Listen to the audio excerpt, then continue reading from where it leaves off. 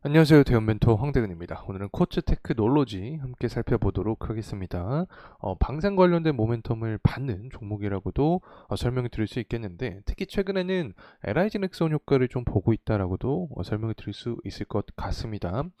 LIG 넥스원 같은 경우에는 비공 수출을 하죠. 미국의 수출 계약 가능성이 커진다 혹은 위축된다라는 요소로 인해서 코츠 테크놀로지도 변동성을 좀 보여주고 있는 상황이다라고 말씀을 드립니다. 비공 같은 경우에는 이제 유도무기에 속하는 그런 상황인데, 이 유도무기 같은 경우에는 이스라엘과 이란 전쟁이 계속해서 진행이 되고 우크라이나 러시아 전쟁이 지속되면서 수요 자체가 늘어난 상황이다. 자, 이렇게 간단하게 말씀을 드립니다.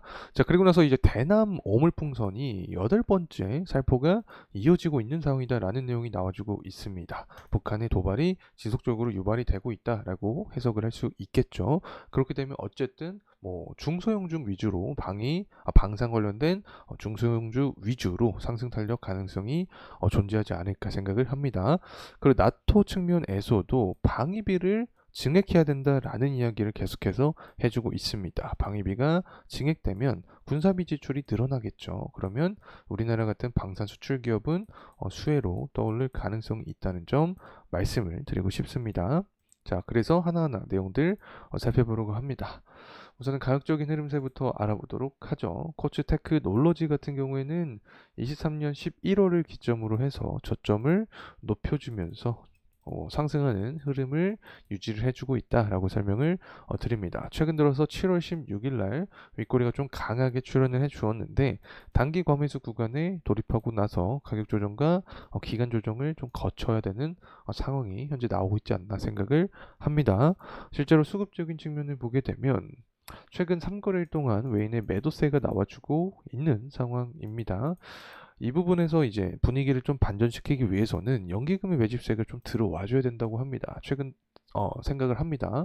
최근 들어서 연기금의 매집에 대한 의지가 좀 강하지 않은 상황이기 때문에 연기금에서의 매집세가 들어와 준다라고 하면 코츠 테크놀로지 같은 경우에는 재차 상승에 대한 흐름세 나올 가능성이 있다라고 생각을 하고 있고, 재무적인 측면도 함께 보도록 해야겠죠. 코츠 테크놀로지는 19년부터 20년까지 매출액과 영업이익이 쭉 증가를 하다가 23년까지도 사실은 계속해서 증가세를 보여줍니다. 특히 23년이 좀 비약에 대한 모습을 보여준다라고 설명을 드릴 수 있겠는데, 영업이익 측면을 보게 되면 3배에서 4배가량 상승한 모습을 보여줍니다. 그리고 24년, 25년까지 지속적인 우상향에 대한 모습을 하고 있기 때문에 주가 역시 이 부분이 반영이 되면서 상승에 대한 흐름이 나타나고 있지 않나 생각을 하고 있습니다.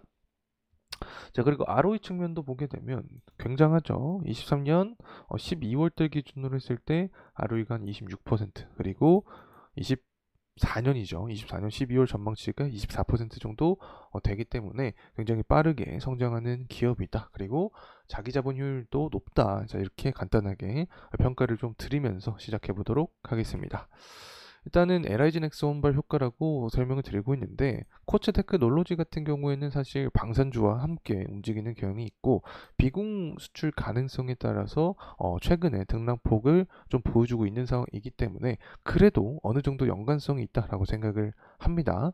일단은 LIG 넥스원 같은 경우에는 현재 비공 수출을 위해서 굉장히 좀 노력을 하는 상황인데, 트럼프가 당선이 되면 될수록 미국 시장뿐만 아니라 다양한 유럽 시장 쪽에도 진출할 수 있지 않을까 생각을 합니다. 결국에는 방위액을 GDP 비교했을 때, GDP 비율 비교했을 때 방위액을 계속해서 높이라고 하고 있기 때문에 수출하는 기업들 입장에서는 호재로 작용이 될 가능성이 있다. 자, 이렇게 설명을 드리고, 또 대남 오물풍선 관련된 내용이 나와주고 있습니다. 그만큼 북한 쪽에서 이제 우리나라 쪽으로 도발에 대한 시도를 지속적으로 할 가능성이 높다라고 설명을 드릴 수 있겠는데, 이렇게 되면은 결국에 우리나라의 리스크가 어느 정도 작용이 되면서 시장 코스피 코스닥 시장 입장에서 봤을 때는 악영향이 될 가능성이 높습니다. 이렇게 수급이 꼬이고 시장이 좋지 않은 그런 상황이 발현됐을 때 방산주는 탄력 가능성이 존재한다는 점 말씀을 드리고 싶고, 트럼프 당선 가능성도 굉장히 높아지고 있는 상황입니다. 특히 바이든 사퇴설도 좀 많이 언론 보도에서 출연이 되고 있는 상황이기 때문에 바이든보다 트럼프 당선 현재 상황이 기대감이 높다. 그렇게 되면 방산주의에 대한 수혜가 더욱더 지속될 가능성이 있다는 점 말씀을 좀 드리고 싶습니다. 원달러 환율도 상승을 해주고 있죠. 최근 들어서 이렇게 원달러 환율이 상승을 하는 요인은 다양한 이유가 존재를 하겠죠. 일단은 주요 통화국의 약세 모습이 유지가 되고 있다라고 설명을 드릴 수 있겠고, 트럼프 당선이 된다라고 하면 강달러에 대한 기조가 더욱더 강해질 수 있다라고 설명을 드릴 수 있습니다. 전반적으로 달러 가치가 올라갈 수 있다라고 해석을 할 수 있겠죠. 특히 11월 대선 앞두고 중동 리스크가 계속해서 꺼지지 않고 아직까지 살아나는 모습을 보여주고 있습니다. 그러면 안전자산에 대한 수요가 증가를 하니까 원달러 환율이 상승할 수 있다. 사실 현재 구간대를 보게 되면 거의 뭐 박스권 안에서 계속해서 변동을 주는 상황이다라고 또 표현할 수 있을 것 같습니다.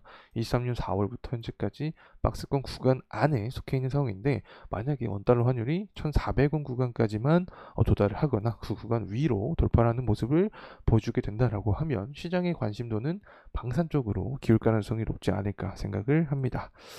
자, 다시 돌아와서 주봉으로 살펴보도록 하겠습니다. 코스테크 놀로지 같은 경우 현재 5일선 구간에 있는 상황이다. 하지만 점점 단기 과매수 구간에 도달하고 있는 상황이기 때문에 가격 조정, 기간 조정이 나올 수 있다. 자, 이렇게 설명을 드릴 수 있겠고, 그렇게 되면은 5일선을 이탈하지 않는 선에서 지지를 받아주고 재차 상승하는 게 가장 이상적일 수 있다.